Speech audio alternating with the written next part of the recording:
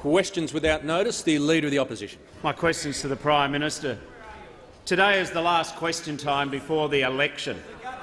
Given that the Prime Minister's budget still continues with $14 billion of cuts to public schools, including over $15 million from schools in Corangamite, and still continues with cuts to hospitals, including a $4 million cut to Concord Hospital in Reid. Members on my right. Will the Prime Minister finally tell the Australian people why Malcolm Turnbull is no longer the Prime Minister? The Prime Minister has the call. Members on both sides. The Treasurer. Thank you, The Mr. member for Speaker. I thank the Corangamite member will for cease his interjecting. questions. The Prime Minister has the call. The Leader of the Opposition is incapable of telling the truth, Mr. Speaker. He's completely incapable of telling the truth, and that's what I suspect we'll hear tonight when he comes to this dispatch box and continues to tell these untruths, Mr. Speaker. Because what he won't tell you tonight is that under our government, over the last 5 years, funding from the Commonwealth for hospitals has increased by 63.2%. In New South Wales, that's up by 56.4%. In Victoria, it's up by 54.8%. In Queensland, it's up by 95.6%. Mr. Speaker, in Tasmania, it's up by over 40%, and here in the ACT, it's up by over 100%. Mr. Speaker, under our government, we have been increasing our investment in hospitals all around the country, and the same is true on schools, Mr. Speaker. The same is true on schools.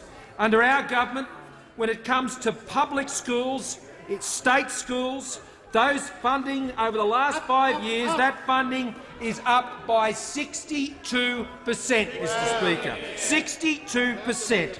Funding for preschools has also gone up by 87%, Mr. Speaker. This is the record of our government, investing in the essential services, Mr. Speaker. That's what a strong economy does. That's what managing a budget does. It enables you to invest in these essential services. So the Labor Party, they will go to the Australian people and they won't tell them the truth, Mr. Speaker, about what the government has done. But I tell you what they will do.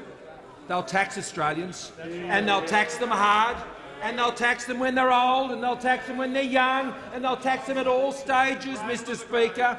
All stages, that's what they'll do, because that's what the Labor Party always does. When they run out of their own money, Mr. Speaker, they come running after the hard-earned savings and the hard earnings of Australians. Now, Mr. Speaker, at the next election, the choice will be all about the future when it comes to who the Prime Minister of this country is, and the choice will be very clear.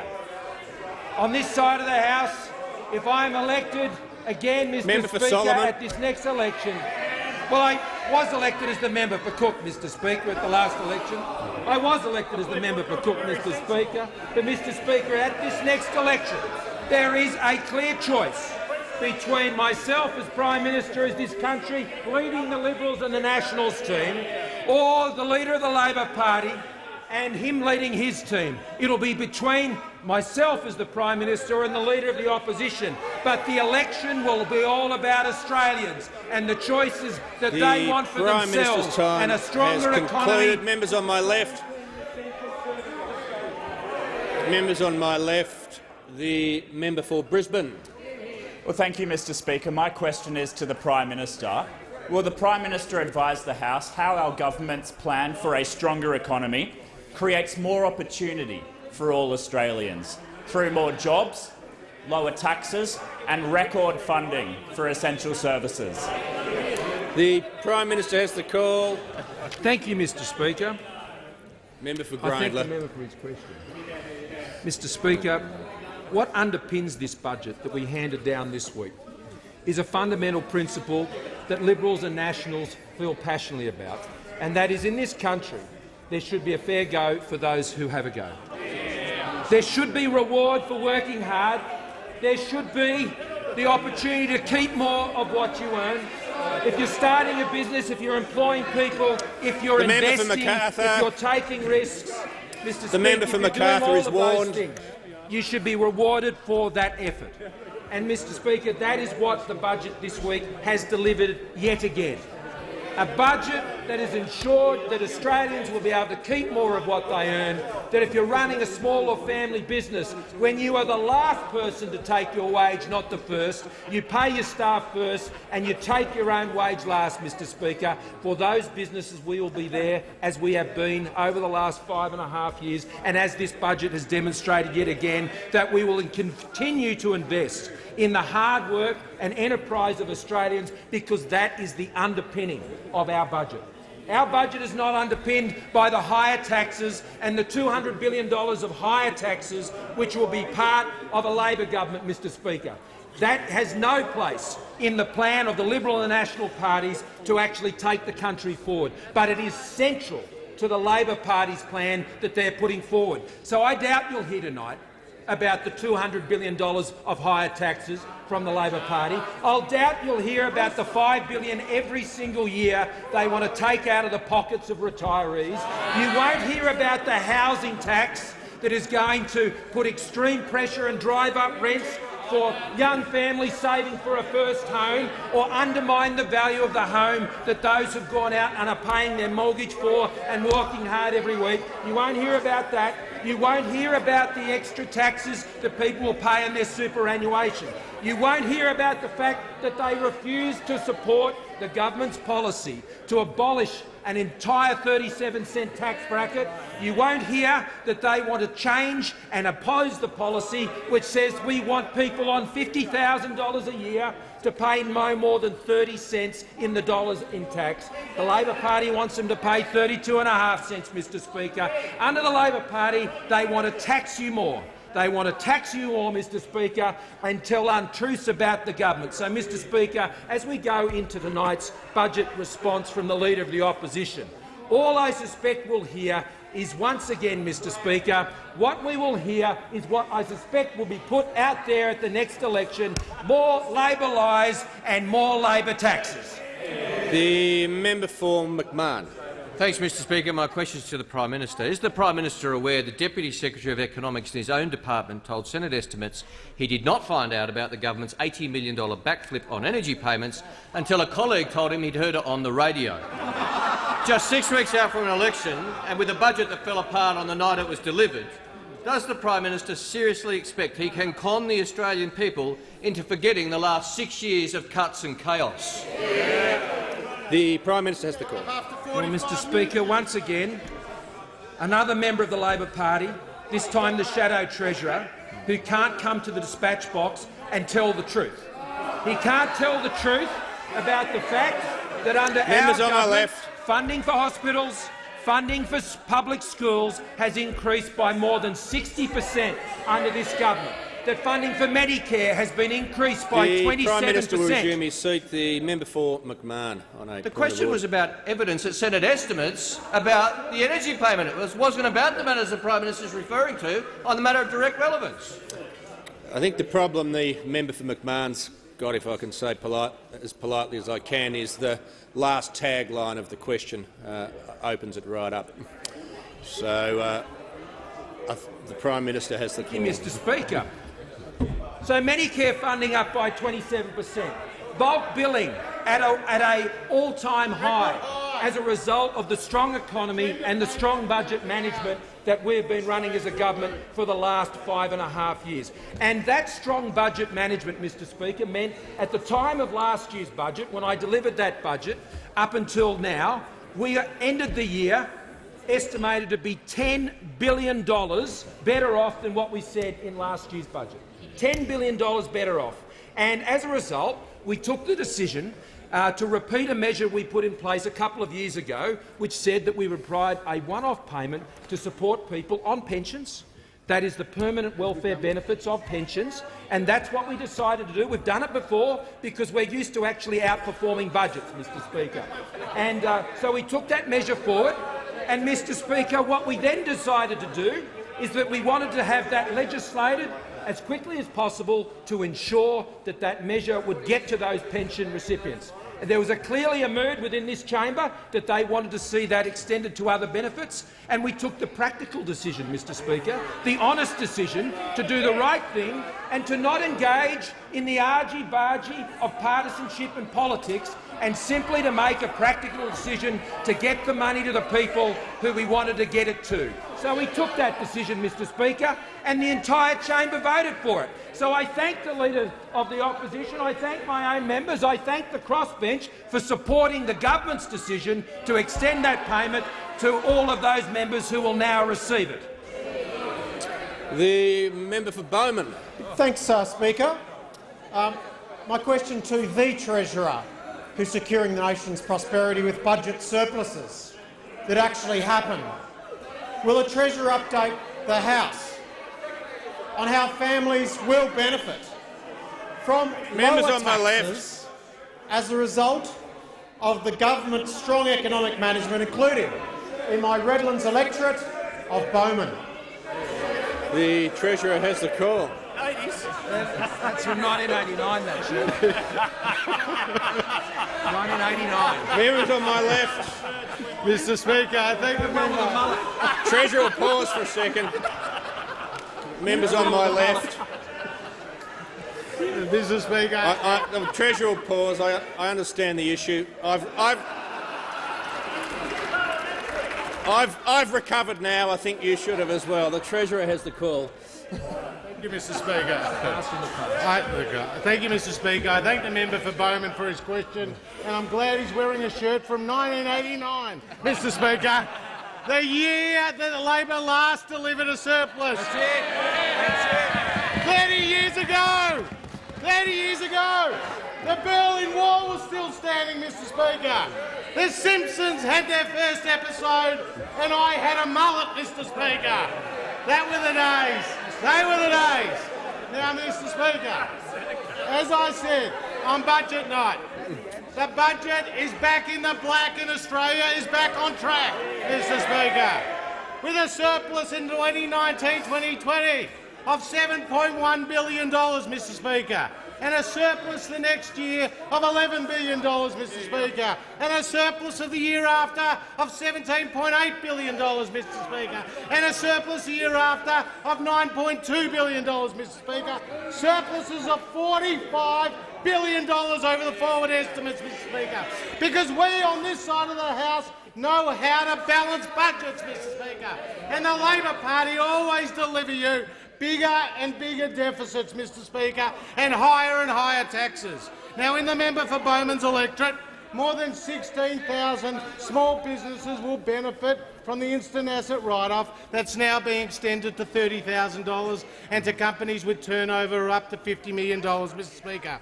And in the member for Bowman's electorate, more than 68,000 income earners will benefit from the tax cuts that we have announced that will go to 13.3 million Australians as a result of our sound fiscal management, Mr Speaker. But at the end of the day, we believe there needs to be a discipline with tax, and there needs to be limits to the amount that the Australian people are taxed. Because at the end of the day, it's not the government's money, it's the people's money, Mr Speaker. And we want to return more money to the people of Australia at every opportunity, Mr Speaker. But every step of the way, we're blocked by those opposite, because the Labor Party does not believe in lower taxes. Now, tonight, the Leader of the Opposition will give his budget and reply speech, Mr Speaker. But whenever he opens his wallet, the Australian people need to check theirs, Mr Speaker, because he's coming after their money, Mr Speaker. And whenever the Leader of the Opposition makes a promise, the Australian people need to ask a simple question. What taxes is the Leader of the Opposition increasing to pay for his taxes? Because we are spending record amounts on hospitals, on schools, on roads, on infrastructure linking our regions to our cities without increasing taxes, Mr Speaker. That's our record, and that's what's in our budget. Only the Coalition will deliver more jobs, higher growth and lower taxes. The member for Barton. Thank you, Mr Speaker. Mr Speaker, my question is to the Prime Minister. This government has forecast an election surplus by starving the National Disability Insurance Scheme of money. Members on my right. The member for Barton will pause for a second. The member for Barton will just pause for a second. The member for Barker will cease interjecting. The member for Barton is entitled to ask her question, and the minister responsible can then deal with any aspects in the answer without a wall of interjections. I need to hear the question. The member for Barton will begin her question again. My question is to the Prime Minister. This government has forecast an election surplus by starving the National Disability Insurance Scheme of money, leaving Australians with a disability without the services they so desperately need. Why should Australians living with a disability pay the price for the Prime Minister's con-job budget? The Prime Minister has the call. How low will you go? Mr Speaker, the National Disability Insurance Scheme is one of the most important social changes that we have seen in this country. Members on my left. It has enjoyed the support of both sides of this House. There is not, I suspect, a member of this House who does not have either a direct or indirect association with someone who lives with a disability or family with a disability in this place. And for the National Disability Insurance Scheme to be used today, as it was yesterday, by the political plaything of the Labor Party to try and score cheap points in this chamber is shameful. It is absolutely shameful, Mr Speaker. The National Disability Insurance Scheme is fully funded under the budget.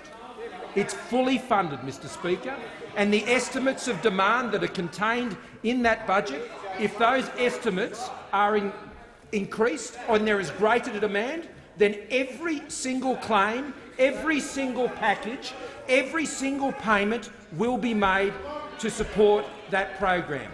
If the estimates of the demand for that program are greater than what is in the budget, Mr Speaker, then there will be a variation to reflect that, and the funding will flow. There is no impediment whatsoever to the additional flow of funds to the NDIS for this program, and for the opposition to cause needless anxiety amongst people and families with disabilities shows just how low they are prepared to go at this election, Mr Speaker. This should be a matter of bipartisanship. Mr Speaker, in our budget, we have put in Members place on my left. $500 million, $527.1 million to support the Royal Commission into people with disabilities, Mr Speaker. And I hear from the Leader of the Opposition interjecting. The Leader of the Opposition thought a Royal Commission of this size would cost $26 million and would not require even the cooperation of the states and territories. Now, when you want a job done properly, Mr Speaker, you get the Liberal and National parties to do it, because the half-baked ideas and the faux empathy that comes from this callous Leader of the Opposition, Mr Speaker, is something to behold. Mr Speaker, the National Disability Insurance Scheme is something that I believe personally in. It is something that our party believes strongly in. It is fully funded, and we will not stand to see it used as the political plaything that the members opposite seek to do. They should be absolutely ashamed of themselves. The member for Mayo. Thank you, Mr Speaker. My question is to the Treasurer. 128,000 elderly Australians are waiting for a home care package with delays of up to 2 years. The waitlist grows by 20,000 every 6 months. I have many elderly constituents desperately waiting for help with showering and keeping their homes clean. As 93-year-old Jack said to me, if we can't get help at this age, how bad does it have to get? Treasurer, why did you fund just 10,000 new home care packages in your budget? Why are you treating our most vulnerable older Australians this way? The Treasurer has the call. The member for Mayo for a question. I can inform her that we've actually funded 40,000 new additional home care packages since the 2017-18 MyEFO, and that in 2019-2020 the government is providing $21.6 billion to fund better services for aged care, led by the minister, and this is an increase of more than 50%, an increase of more than 50% for aged care funding since 2013-2014, Mr Speaker. And in this budget, we're providing $282 million to support older Australians who wish to stay at home through an additional 10,000 home care packages, Mr Speaker. As of the 30th of September 2018, 74% more people had access to a high-level package than at the 30th of June in 2017, Mr Speaker. The government is also providing $5.9 billion over 2 years from 2021 to extend the Commonwealth Home Support Program, Mr Speaker, providing access to essential services and home support services like Meals on Wheels, Mr Speaker. The government is also providing $320 million in a general subsidy boost this year in 2018-2019 for residential aged care and 13,500 new residential care places, Mr Speaker. There's also money in this budget for carers, because they're the unsung heroes. They're the unsung heroes, Mr Speaker, and we've provided $84 million to ensure that they can get some respite and leave the loved one getting the proper care while they do so, Mr Speaker. We've also got a number of other measures in this budget to support aged care, to support residential care. Mr Speaker, we believe in helping those Australians who need our help, and we are funding it in record amounts. The member for Dawson. Thank you very much, Mr Speaker. And my question is to the Deputy Prime Minister and Minister for Infrastructure, Transport and Regional Development. Will the Deputy PM update the House on the benefits of a stronger economy for regional Australians, including for the communities of North Queensland? How would a different approach to the economy affect jobs and investment? The Deputy Prime Minister. Thank you, Mr Speaker. The age of infrastructure is now. The age of infrastructure is here. Age of infrastructure is upon us. They're very noisy over there, Mr Speaker. There's more redcoats over there than there were at the Battle of Bunker Hill, and that was about taxes too. But I tell you what, they like red over there, Mr Speaker, because usually it's at the bottom of their budgets. They like red because usually their budgets are in red, are in loss. Mr Speaker, no matter where you live, we are investing, the Liberals and the Nationals, to get you home sooner and safer. Sooner and safer. That's what it's all about. It's about part of our $100 billion, yes, $100,000 million investment in infrastructure over the next 10 years, supporting the member for Dawson's electorate, supporting all of our electorates, whether you're Labor, Liberal, Nationals, Greens, crossbench. The age of infrastructure is going to benefit your electorate. The Liberals and Nationals have committed $144 million towards Stage 5 of the Townsville Ring Road. This will complete the Ring Road and make the movement of freight, passenger and tourism traffic along the Bruce Highway corridor better than ever.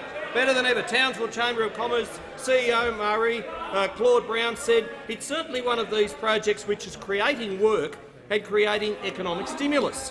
And continued, it links key areas like the Burdekin to the south of Townsville through the northern beaches very quickly, and is also an important link for Laverick Barracks, Annandale and the Townsville Hospital. Yes, that's what she said. Stage 5 of the Ring Road will complete the entire 22 kilometres of the route to 4 lanes, easing congestion. And that's what we're doing. The Minister for Urban Infrastructure, he's helping to bust through urban congestion with that $4 billion fund, up fourfold. It's something that Herbert LNP candidate Phillip Thompson has fought for, and we are delivering. It comes on the back of the Mackay Ring Road. That investment the member for Dawson fought for, and we delivered. He fought for in a rather novel way. He did a Borat himself, but we won't subject the parliament to that picture. It comes on the back of the Rockhampton Ring Road that the member for Capricornia fought for, and we delivered. It comes on the back of our investment in the Cairns Ring Road. It's something which the member for Leichhardt fought for, and we delivered. That's what Liberals and Nationals do. We deliver. We deliver. We deliver in every corner of Queensland. Jobs, opportunities, safer, better roads. It's a budget for the bush, a budget for regional Australia, a budget for infrastructure, a surplus budget, a surplus budget. Heard about that? A surplus budget. That's right. It's what the Liberals and Nationals are good at. It's what we've delivered. Those opposite, they do not support the regions. Unfortunately, they do not. They want to take Queensland's ridiculous land clearing laws and nationalise them. They want to put a carbon tax on all of our farmers once again. They want to close down small business. They want to put on more taxes. Shame on them. The Deputy Prime Minister's time has concluded. I call the member for Barton. Thank you, Mr Speaker. Mr Speaker, my question is to the Prime Minister. Is it a moral failure for the Prime Minister to pay for his forecast election surplus by starving the NDIS of money, leaving Australians with a disability without the services they need, like the young family in Victoria whose daughter with an intellectual disability waited 10 months for her NDIS funding to be processed, which delayed her getting the speech therapy she needed to learn to engage at school? The Minister will cease interjecting. The Prime Minister has the call. Members on both sides. The Prime Minister has the call. Thank you, Mr Speaker. I refer the member to my earlier answer. The NDIS is one of the biggest social projects we've been engaged in, and to ever come out of this chamber and to have the bipartisan support of, and I'd say multi-partisan support, the crossbench, others supporting this program, and it needs all of our attention to continue to improve its delivery. And so whether it's the case that the member refers to or any of the many other cases that we are all aware of, as we deal with these, as we implement this very difficult program that requires tailored programs of support and packages of support to each and every single individual. Now, our government is committed to that. But I'll tell you what's shameful, Mr Speaker. What is shameful is for the member to seek to exploit the disabilities of Australians and to cause fear and anxiety amongst Australians who are living with disabilities, Mr Speaker. That is what's shameful. The member for Isaacs. That is what's morally shameful. We will stand here ready to support every dollar that the NDIS needs every single day. We will do it as we have done when we're in opposition, and we will do it as we have done in government, Mr Speaker. It has our full attention, it has our full support, and it will get every single dollar it needs. And I would appeal to the Labor Party not to engage in these dark, political, shameful questions that reflect not on the morality of the government, but on the morality of the Leader of the Opposition. And if he wants these questions asked, perhaps he should ask them themselves. The member for Forrest. Thank you, Mr Speaker. My question is to the Treasurer. Will the Treasurer update the House how the government's strong economic plan has ensured we pay back Labor's debt and repair the budget? Are there any alternatives to this approach? The Treasurer has the call. Thank you, Mr Speaker, and I thank the member for Forrest for reminding this House that when the Labor Party last came to government, they inherited a pristine balance sheet with no government debt, Mr Speaker, because it took John Howard and Peter Costello years to pay back Labor's debt, and now it's been left to the Morrison government to do it again, Mr Speaker. And on budget night, we put the first payment back on Labor's debt, Mr Speaker, with a surplus of $7.1 billion and $45 billion of surpluses over the forward estimates, and a $55 billion turnaround on the fiscal mess that we inherited from the Labor Party, Mr Speaker. We have brought spending under control. Growth in government spending is now the lowest of any government in 50 years, Mr Speaker. The proportion of working-age Australians on welfare is the lowest of any government in 30 years, Mr Speaker. And we have funded hospitals and schools and roads in record amounts, Mr Speaker. And we have done all of that without increasing taxes, Mr Speaker. That is what we've done. Now, the Labor Party are going to take to the Australian people at the next election a plan for at least $200 billion of new taxes. And there's a new booklet out, Mr Speaker, about Labor's taxes, Mr Speaker. The Treasurer knows the rules on props. And I want to table the booklet, Mr Speaker. Thank you very much. Labor's tax bill, Mr Speaker, $200 billion of new taxes. A housing tax, Mr Speaker, a housing tax with a 50% increase in capital gains that could come at the worst possible time for the housing market, Mr Speaker. A shameful retirees tax on more than 1 million Australians who have done nothing wrong, Mr Speaker. A new tax on superannuation that's going to prevent catch-up contributions from mothers who have been out of the workforce when having children, Mr Speaker. A tax on family businesses, Mr Speaker, which is going to make their lives that much more difficult. And when it comes to the housing tax, Mr Speaker, whatever the Leader of the Opposition says for lower-income earners, what he needs to tell the people of Australia tonight is how he's going to increase their rents, Mr Speaker. Because if you live in Brisbane, your rent will go up by up to $90 a week, Mr Speaker. If you're in Melbourne, your rent will go up by $65 a week, up to $65 a week. If you're in Adelaide or if you're in Perth, your rent will go up by $60, up to $60 a week, Mr Speaker. And if you're in Sydney, under Labor's plan, your rent will go up by $50 a week, Mr Speaker, by up to $50 a week. So the Labor Party has a plan for higher taxes. Any promise they make tonight, the Australian people will know, are only funded by higher taxes. The Manager of Opposition Business.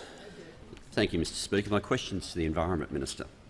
Senate Estimates has revealed that the member for Dunkley announced tens of thousands of dollars worth of grants in his seat under the Communities Environment Program before the applications had even opened. Can the minister explain how it's appropriate for a government member to be giving away tens of thousands of dollars of taxpayers' money when applications hadn't opened, guidelines had not been published and the department was completely unaware? The Minister for the Environment. Thank you, Mr Speaker. Thank you for the question. Good opportunity to talk about our fabulous Communities Environment Program, which you would have seen was in our budget. This is an excellent example of the work that we've done on this side and will intend to help communities around to be able to conserve good environment projects. This project will provide over $22 million to ensure each federal electorate, including all of those on this side and all of those there and all of those on this side, except we'll still Members be on my here. left. Once the program opens in mid-2019, The minister just paused for a second. If members on my left, the member for Shortland is preventing me hearing the question. Hearing the answer, I should say. The minister will continue. Thank you, Mr Speaker. Once the program opens in mid-2019, as I said, each member of parliament Members on my left. will have the opportunity to put forward their projects, good community environment projects. In fact, only yesterday I wrote to every member of the House outlining to them the details of the program. And of course, this is in addition to the program announcement I made with the Prime Minister on the 4th of March. Ahead of the program opening, I encourage— The minister will pause for a second. The member for Bass will leave under 94A, and whoever interjects next might as well just walk behind him. The minister has the call. Ahead of the program opening, I encourage all local members to consult with community groups in their electorates about the potential projects they may wish to nominate. The government has not awarded any funding under this program because the program is not open. And it's no surprise that the members opposite have not been out there engaging with their communities because their spokesperson for the environment has said should they occupy these benches, which they are not going to, that he will abolish the $22 million Communities Environment Program. So we know what the threat is to those community environment programs, and it is not us sitting on this side. That's right, under Labor, the local communities will not have the opportunity to contribute in a $22 million fund. What a disgrace. The member for Robertson. Thank you, Mr Speaker, and my question is to the Minister for Cities, Urban Infrastructure and Population.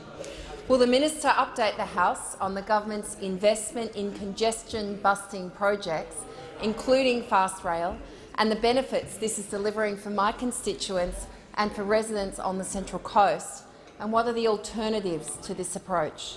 The Minister for Cities.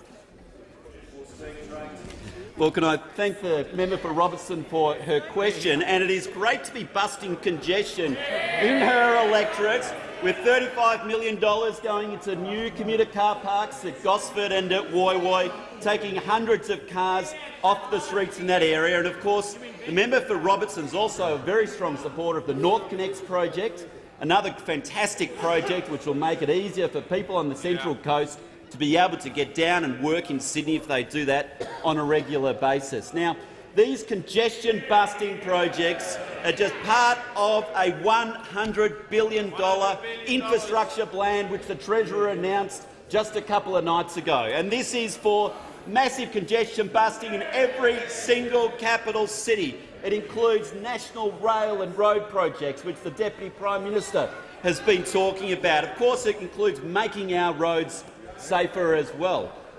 But also, Mr Speaker, part of our $100 billion plan includes a fast rail plan.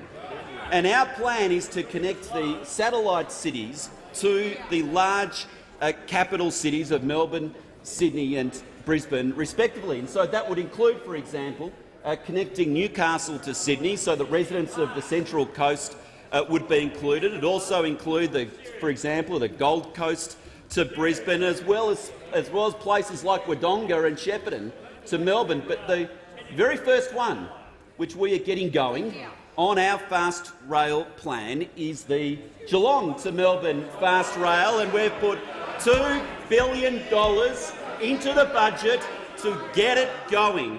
And it will start in a couple of years' time. It will enable a 32-minute journey from Geelong to Melbourne, and the member for Corangamite is one of the strongest supporters of this. I can tell you, Mr Speaker, they're laughing on the other side. We on this side of the table, we are united in relation to getting on board the ScoMo Express. It's going to be starting in 2 years' time, and it will make a real difference for the people of Geelong, and the people of Geelong on board the ScoMo Express as well. And I know the people of Gosford equally want to see their fast rail done. The challenge tonight for the Leader of the Opposition is to change his mind and also join us and jump on board the ScoMo Express. Here's your opportunity, Leader of the Opposition. I just say to the Don't members stand on my left with your Labor union mates campaigning against us on our fast rail plan. Join our fast rail plan. Join the people of Geelong. Join the people of Gosford and back our fast rail plan so that people can get to their capital cities sooner and faster. Tonight is the night for the Leader of Opposition to let us know what his plan is.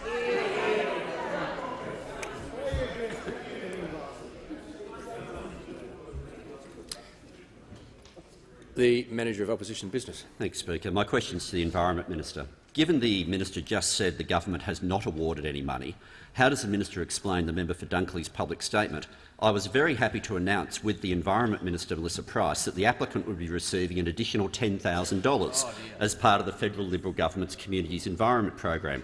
And how does the Minister explain personally appearing in a video with the member and the community group at the exact same time that Labor members were being told by the department that no information on the program was available? The Minister for the Environment. Members on my left. The Minister has the call. Thank you, Speaker. The Community Environment program is not open. Information has been out for some time. On the 4th of March, I stood with the Prime Minister and we announced. What a good local member is the member for Dunkley. What a good local member. He invited me to speak to a number of really good local community environment projects. And we should be supporting that. In fact, I encourage all those opposite to get out there and start talking about what are the expressions of interest you might be able to. But it's a good opportunity for you also to be talking about our $100 million restoration fund for really good environment projects. Those projects where you can help the waterways, clean up those rivers, good waste projects, good other environment projects. While you're there, you might also talk about our $3.5 billion Climate Solutions Fund, $2 billion more for the Emissions Reduction Fund. But what do we get from those opposite, Mr Speaker? I don't know that we'll hear tonight about how much the 45% emissions reduction target is going to cost the Australian people. I think people would be very interested to know that. They're reckless carbon policies that we've heard, uncosted. What we would like to know tonight is what is it going to cost the Australian public, a reckless 45% emissions target? And can you also tell us how you're going to bridge that $1.3 billion tonne turnaround? Perhaps you can tell the Australian public while you're at it.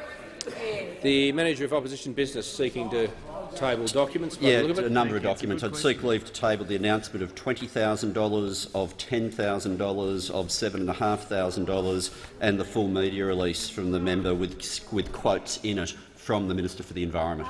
Is leave granted? Leave not granted. The member for Bonner. Thank you, Mr Speaker. My question is to the Minister for Health.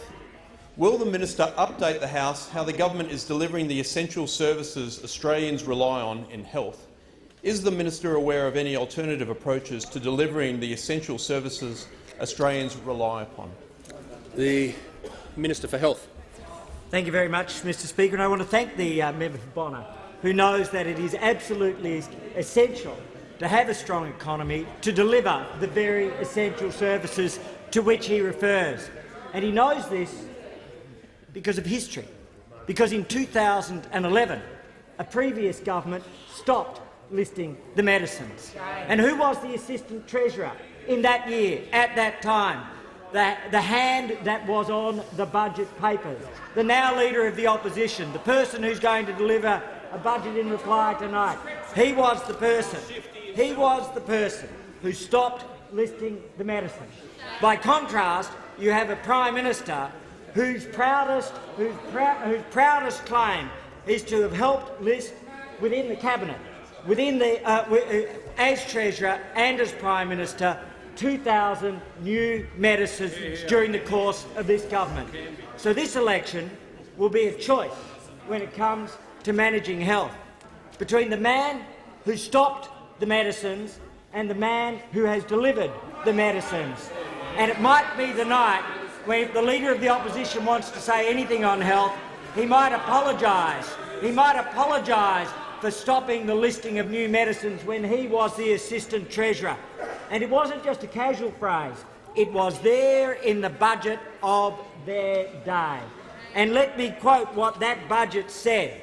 Given the current fiscal environment, the listing of some medicines would be deferred until fiscal circumstances permit.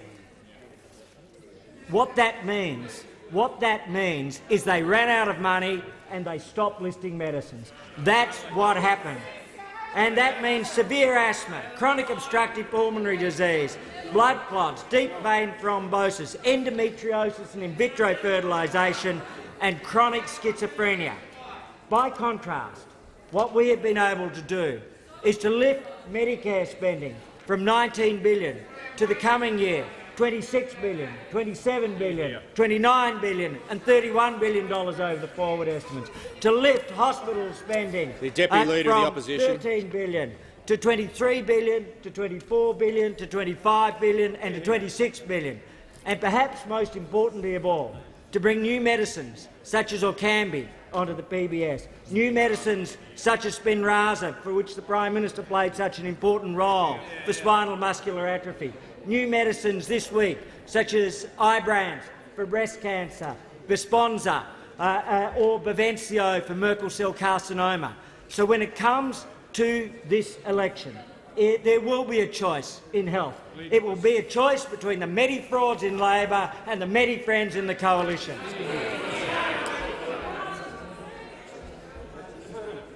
The Manager of Opposition Business. Thanks, Mr Speaker. My question is to the Environment Minister. If no announcements under the program had been made, why does the minister appear with quotes in the media release and is in videos with the announcement of $10,000 in Frankston, $7,500 in Boggy Creek and $10,000 at Downs Estate? Each of these announcements are accompanied by a video with the minister present. How can it be that she claims none of it ever happened when she's quoted in the media release and is personally in the video? The Minister for the Environment. Thank you, Mr Speaker. So the good member for Dunkley takes me to identify 4 very, very good environmental projects that he proposes to be able to put forward for expressions of interest. Nothing more and nothing less. Members on my Just left. like everyone on that side, everyone on there, and everyone up there could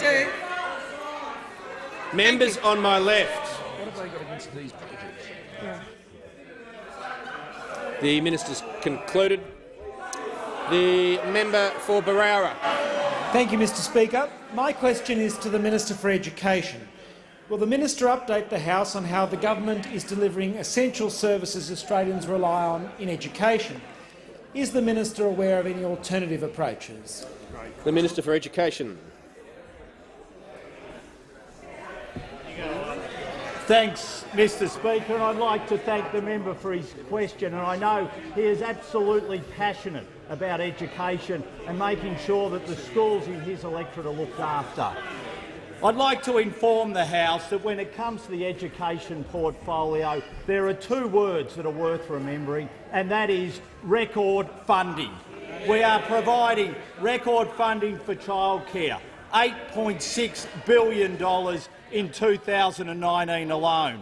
When it comes to preschool, we are providing record funding for preschool, $450 million next year. And we are funding preschool exactly the same way the Labor Party did, through national partnership agreements. But we also want to make sure that all children are attending preschool, and that is why we are engaging the Smith family to develop a strategy on attendance. When it comes to schools, we are providing record funding for all schools, for public schools, for Catholic schools and for independent schools. Our $310 billion Quality Schools package will deliver needs-based funding for the first time. Needs-based funding for the first time. An increase of 62% per student. 62% per student. Every year we have spent more on schools and we have worked to deliver the reforms teachers and parents want for students. Funding for state schools, and this is a really important point. Funding for state schools under the coalition has increased three times faster than funding from state governments. That is our record. When it comes to higher education, we are providing record funding for higher education. $17.7 billion this year. $17.7 billion this year. Now, I was also asked about the choice. What will those on the other side do? What will they do? Well, what they will do is provide record funding when it comes to taxation. They want to tax the Australian people at record levels. They want to smother, absolutely smother the Australian economy so they won't be able to afford the essential services. That will be their record. And as other members have said, as other ministers have said at the dispatch box today, what we won't hear from the Leader of the Opposition is about his $200 billion of new taxes that he wants to put on the Australian people and the devastating impact that that will have on the Australian economy.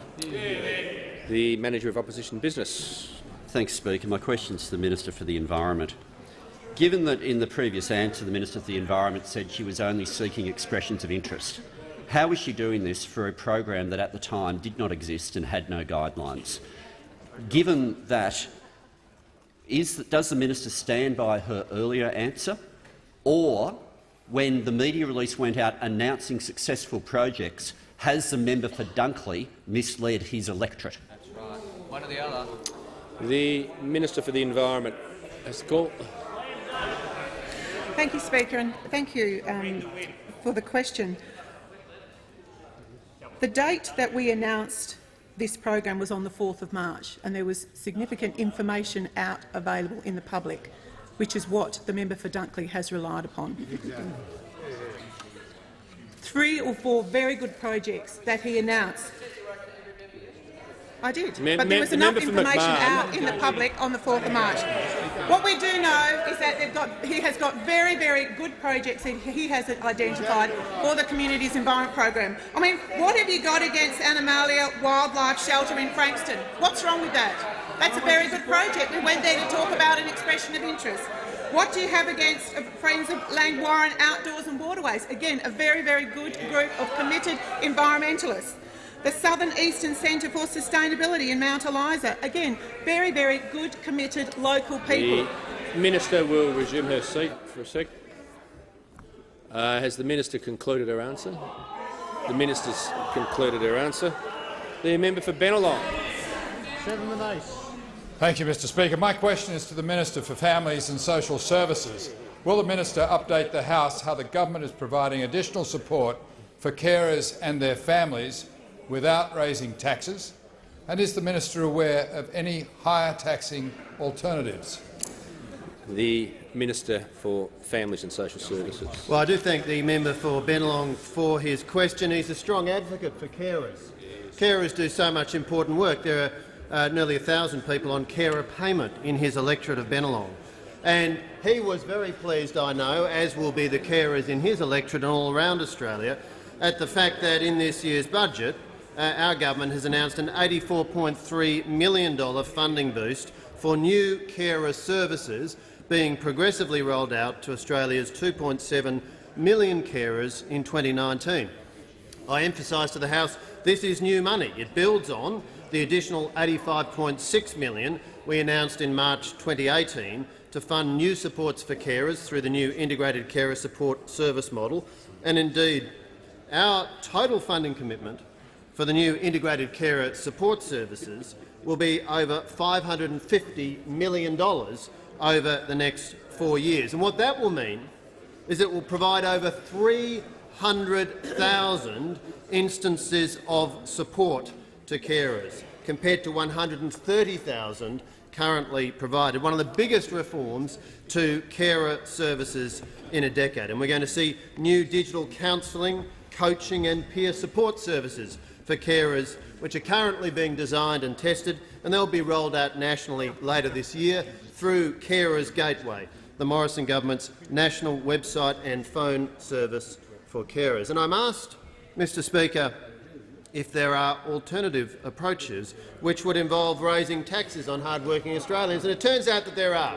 It turns out that on the other side of the House they seem to think that the only way to competently deliver the services that Australians expect is to raise taxes. $200 billion of new taxes which Labor is proposing. What we've delivered in this budget, what the Treasurer has delivered, what our Liberal National Government has delivered, is improved services without increasing taxes. This government understands how to manage money, but Labor cannot manage money. They are so fiscally clueless that they produced under the member for Lilly deficit after deficit after deficit. We've announced the first surplus for 12 years. They are so fiscally clueless, they are so inept that they do not understand that on the NDIS we are delivering an increase in funding of $4.5 billion from 2018-19 through to 2019-20. This lot are managerially hopeless, they are fiscally incompetent, they are utterly unable to even read the budget papers. The thought of them being responsible for delivering the budget papers should terrify every Australian. The Leader of the Opposition. My questions to the Prime Minister. The member for Dunkley has said that environmental grants were approved. The Minister for the Environment says that the grants were not approved. Prime Minister, your minister is saying one thing, the member for Dunkley is saying another. Who do you believe? The Prime Minister. Mr Speaker, I believe both members are passionate about the environment. I believe they're both passionate about the environment, Mr Speaker. I think the members on this side of the House want to do the right thing about the environment, Mr Speaker. And I'll tell you another thing about when it comes to the environment. We don't believe that you have to choose between having a clean environment and a strong economy. We don't believe you have to do that, Mr Speaker. We believe you can have responsible emissions reduction targets, meet your commitments that you've made internationally, Mr Speaker, and have a strong economy. We believe both of those could be achieved, but you know, Mr Speaker, the Leader of the Opposition doesn't, because the Leader of the Opposition wants to put in place a wrecking ball on the Australian economy to implement a 45% emissions reduction target, which will put up the price on everything. He wants to tell Australians what sort of car they have to drive and what they have to put in their kids' lunchbox, Mr Speaker. So far does this Leader of the Opposition want to intrude into the lives of all Australians. He wants to put up their taxes. Doesn't matter if they're a retiree or just someone out there working hard, Mr Speaker. He wants to put more taxes and more burdens on the Australian people. On this side of the House, we have a plan a clear plan to continue to deliver the economic strength that we have delivered over the last 5.5 years. And we have a clear plan to meet the commitments we've made on reducing emissions in a way that continues to see our economy grow and our environmental standards maintained. Mr Speaker, our plan is there for all to see, and our commitments on emissions reductions have been demonstrated in turning around a more than 700 million tonne deficit to our Kyoto 2020 commitments that was left to us by the previous government, and we have turned that into a 369 million tonne overachievement. So on this side of the House, we are delivering on our commitments to the environment. In this budget itself, not only the program that has been referred to, which ensures every single part of this country can benefit from the local environmental programs and grants that will support them in the local communities, but a further $100 million environment fund that will support larger projects in regional areas as well in the metropolitan areas. Now, that's what we're doing, Mr Speaker. What the Labor Party is going to do with their emissions reduction reckless target, Mr Speaker, it's going to cost Australian wages some $9,000 per person, Mr Speaker. That is the price. And I challenge the Leader of the Opposition tonight to come clean on the real cost to the economy of his reckless emission target tonight. The member for North Sydney. Thank you, Mr Speaker. My question is to the Minister for Industry, Science and Technology. So I'm being molested by the member for Leichhardt. Well,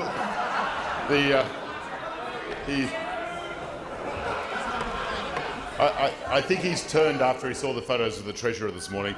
Will the Minister update the House on how the government is helping to grow our industry and science sectors through smart investments and a strong economy?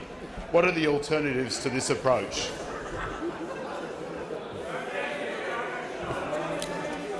The Minister for Industry. That's the call.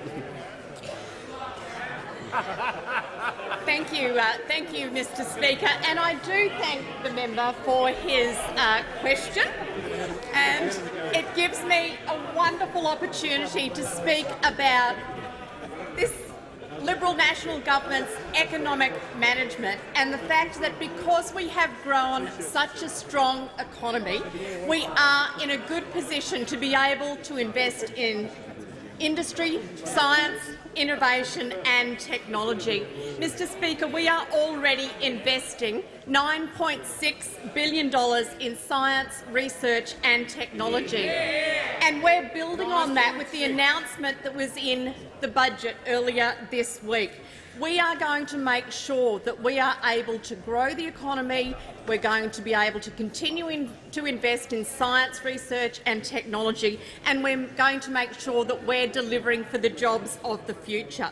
So we've announced this week a further $166 million for some smart investments in our industry and science sectors. So let me start with the $15.1 million that we have committed to fund for Questacon. We'll be expanding their education outreach because we understand how important that it is for our young people, particularly those that are in regional Australia, to have access to science education. And of course, Questacon is one of the Australian icons. The work that it has done over many years to inspire our young Australians, and we need that because we know that 75% of the jobs of the future are going to require skills in science, technology, engineering and maths. And currently we know that there are not enough students in years 9, 10, 11 and 12 studying those subjects to equip them for the jobs of the future. So that is a $15.1 million investment in Questacon for them to enable a continued outreach in science education. We're investing $3.6 million into the innovation games to make sure that university students and graduates have the chance to apply their skills to real-world problems to solve challenges for small businesses. We're providing $3.4 million for STEM gender equity in Australia because we know that women are underrepresented in the STEM fields. And of course, this is the government that has committed to the space sector here in Australia. We have committed over $300 million to the space sector.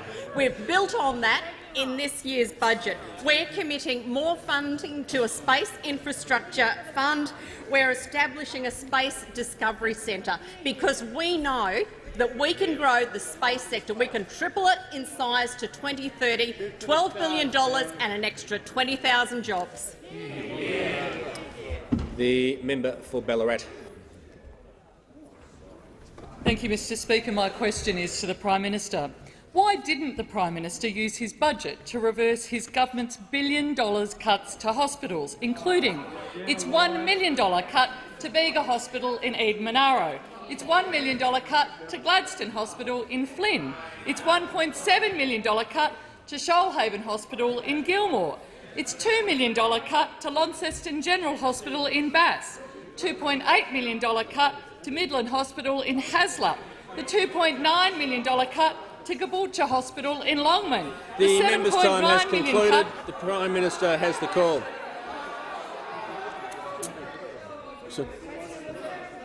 No, there was a question at the start. The Minister for Health. Thank you very much, Mr Speaker. And I'm delighted that in this budget the government set out record funding for hospitals. Record funding for hospitals. And you know what, Mr Speaker?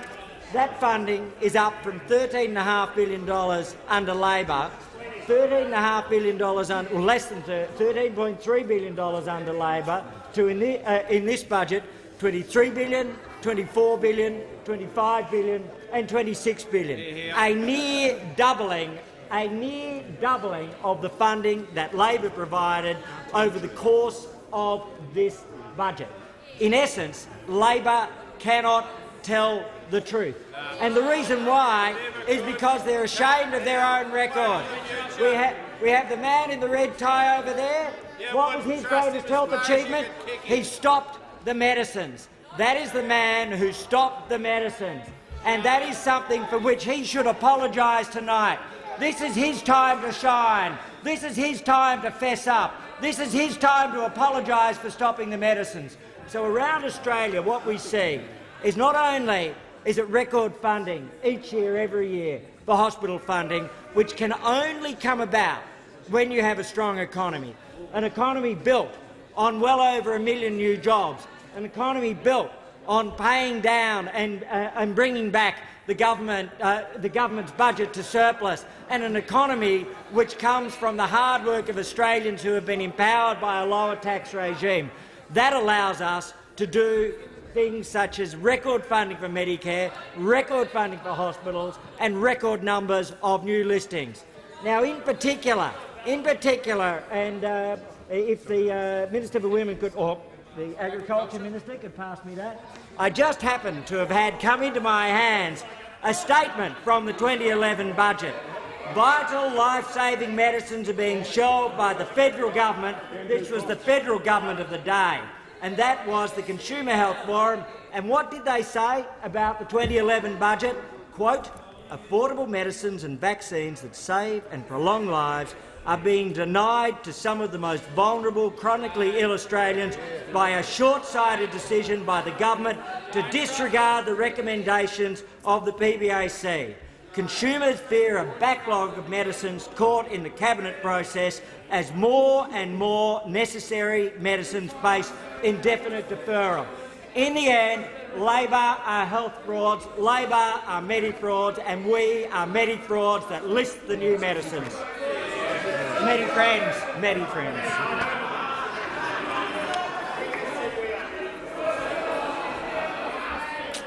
The members on my left, the member for Mackellar. Thank you, Mr Speaker. My question is to the Minister for Home Affairs. Could the minister update the House on how a strong economy— Sorry. The call alternates. I'm not, I mean, any arrangements that have been made, I just say the call goes from one side to the other. The member for Ballarat asked the question.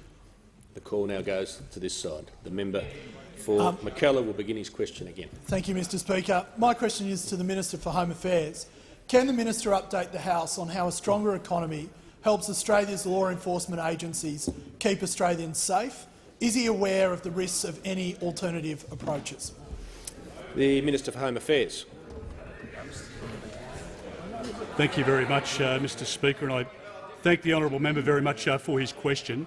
As we pointed out yesterday, Mr Speaker, we've made a record investment into the Australian Federal Police because we support very much the work of the Australian Federal Police and all of the agencies within the Home Affairs portfolio, because they do work to keep Australians safe.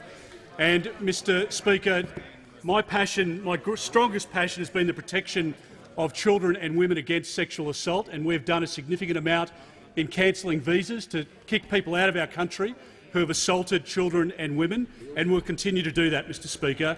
We've also made a significant investment into the Australian Centre to counter child exploitation. We've done that because we've been able to manage the economy well. See, when Labor was in government, they ran every year at a loss.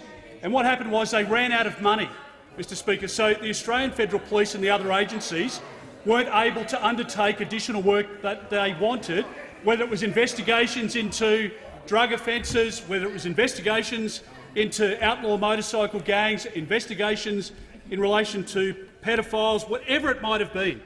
They cannot do it without the funding. And so Labor ran out of money. And as the Health Minister pointed out before, when they ran out of money, they stopped listing medicines. But they also cut money from the Federal Police. They cut $128 million between the 2010-2011 and 2013-14 financial years.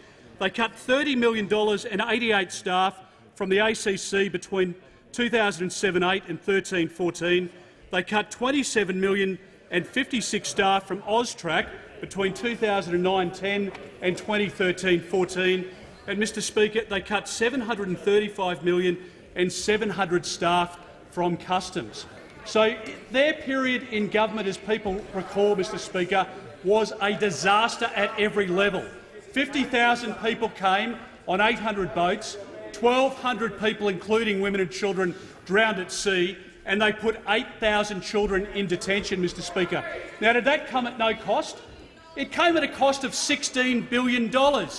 And if you're spending $16 billion because you've opened up our borders to people smugglers to be in control, you take money away from other areas of expenditure, including health and education, and obviously policing, Mr Speaker. So in managing the budget and getting it back into a profit this year, we have been able, Mr Speaker, to invest in very important areas like this. Keeping children and women safe is a fundamental responsibility for a federal government, and we have done it in a way that the Labor Party never could. They waste money, they tax and spend, but they waste money across government, Mr Speaker. And the fact is that we will do whatever it takes to support Australian families, to support children and women in particular right across the community, and we'll do it because we manage the economy and the budget so well. The member for Chisholm. Thank you, Mr Speaker. My question is to the Minister for the Environment. Minister, I refer to the proposed AGL project for a floating gas import terminal at Crib Point, Western Port Bay, and a 55-kilometre pipeline through marine wetlands in the seat of Flinders. Minister, the current member for Flinders has stated he opposes the project. Does the minister agree with the member for Flinders, and has the member for Flinders made any representations to the minister to stop this AGL project and to save Western Port? The Minister for the Environment.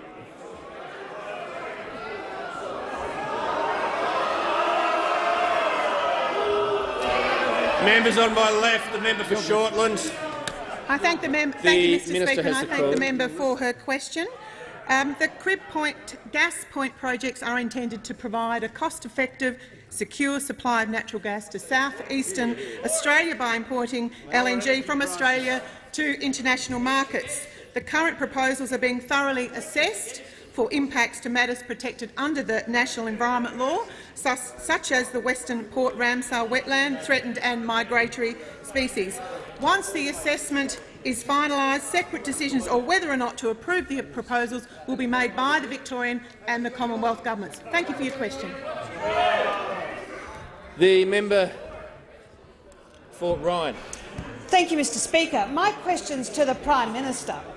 Prime Minister, will you please advise the House how this government has delivered on its promises to the Australian people? The Prime Minister. Well, I thank the member for Ryan for her question and her service to the Australian people. As the member for Ryan, Mr Speaker, when our government came to office in 2013, the pledge was very straightforward. We said we would stop the votes, Mr Speaker. We said we would abolish the carbon tax. We said we would build the infrastructure of the 21st century. And we said we would bring the budget back to surplus, Mr Speaker.